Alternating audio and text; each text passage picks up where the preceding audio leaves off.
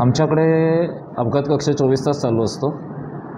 तेथे 2 डॉक्टर कायम असतात, 24 तास उपलब्ध असतात। आउटसोर्स एजन्सीचे डॉक्टर्स, इंटर्न्स तसेच आमचे परमनंट डॉक्टरही तिथे असतात।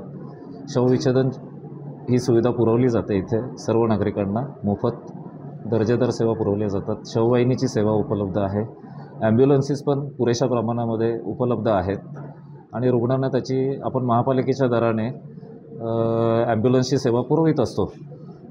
बऱ्याचदा रुग्ण संदर्भित सिरियस रुग्ण अत्यावश्यक परिस्थितीत संदर्भित करण्याची गरज लागते, त्यावेळेला आपण आपल्या ॲम्ब्युलन्सचा उपयोग करून त्यांना महापालिकेच्या दरामध्येच आपण त्यांना संदर्भित करत असतो।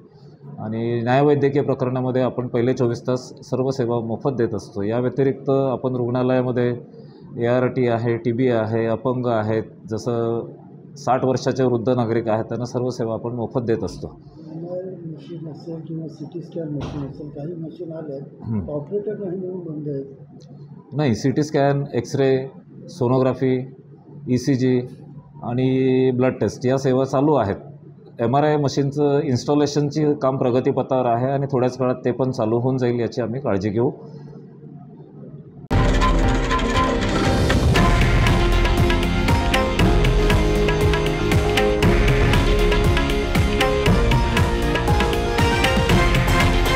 हे आहे देशातील नंबर 1 न्यूज नेटवर्क आणि आपण पाहत आहात TV9 मराठी, एकमेव।